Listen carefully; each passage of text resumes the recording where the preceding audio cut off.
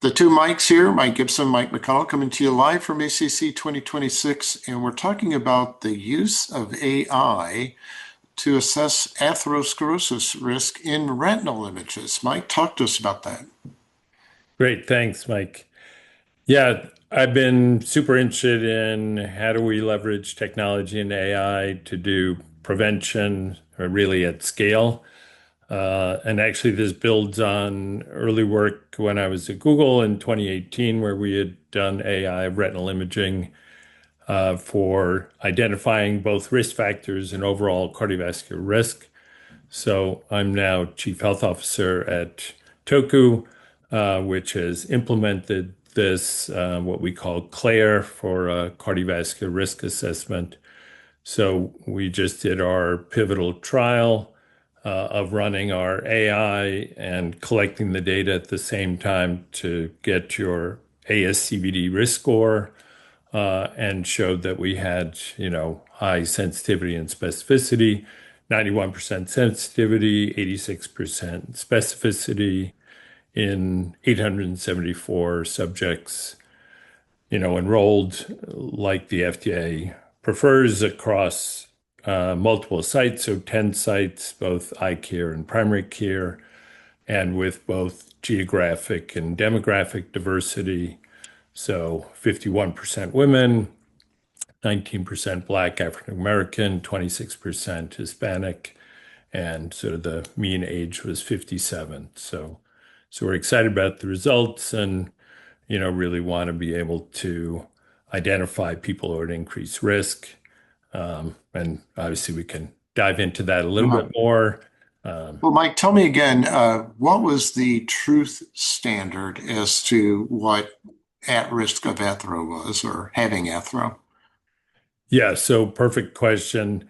So it was developed under the guidelines that, the 2019 prevention guidelines, where it's a class one recommendation at 7.5% 10-year risk around initiating lipid lowering therapy. That was our benchmark to have an actionable, so if you're intermediate risk or above, that's even in the new guidelines, that's sort of the strongest recommendation to initiate preventive therapy. So that was really the goal.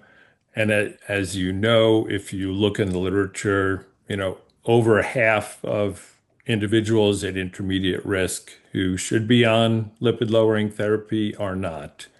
And so, we're not trying to replace the guidelines, but we're trying to say lots of people out there are not aware that they could benefit from preventive therapy. So if they're getting an eye exam, and about over 100 million, in the US every year get an eye exam, we have that opportunity to sort of flag them, check engine light that they could be at risk, and to have that shared decision-making conversation with their provider. So, Mike, looking into the retina is the one time you're actually looking directly at the body's vessels, right? I mean, you're looking right at them. So is it like an angiogram where we're only seeing the lumen, or is it more like an ultrasound or OCT where we're seeing the lumen and the wall? I mean, what is it that the AI is looking at? Yes, great question. When I first started working on this, it was exciting to see back at the American Heart Association scientific sessions in the 1960s, they had a keynote lecture on retinal changes in cardiovascular disease. And, colleagues like ours of Scott Solomon from the ARIC study has published on this as well, and many others.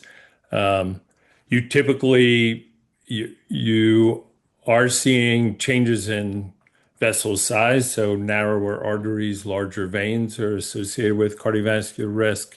It also, as you're familiar with the classic sort of copper wiring, silver wiring, so changes in color. So these are your standard color fundus photo. And then, you get additional things like AV nicking, you get microhemorrhages. So there are retinal changes that happen as well. But So, is that mediated by hypertension or the athero or the two together?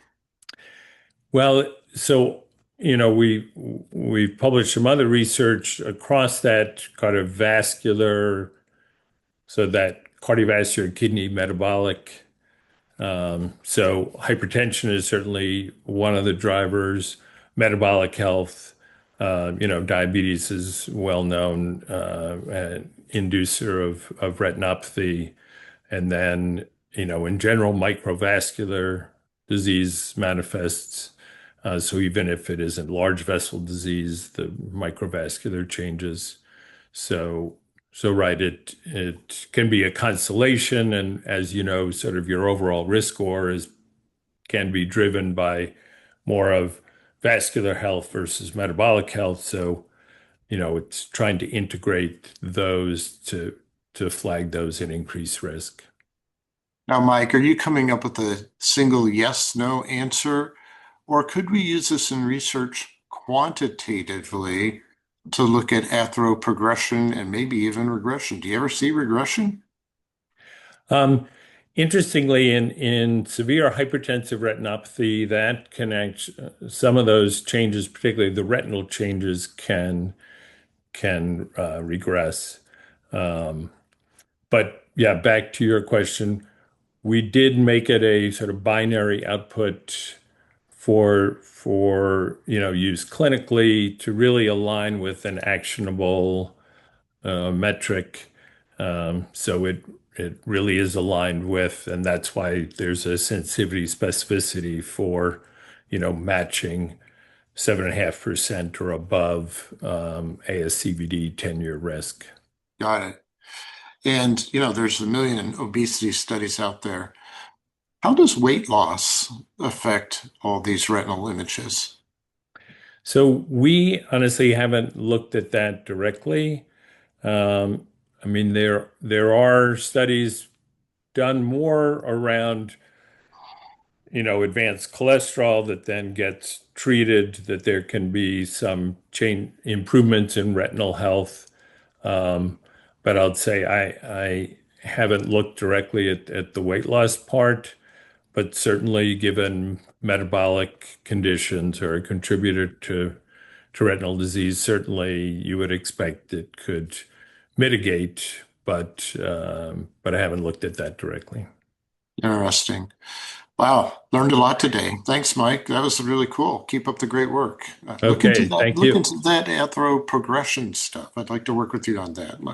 That sounds hot. Thanks Yeah. for joining us, Mike, and thanks to everyone for joining us here live from ACC 2026.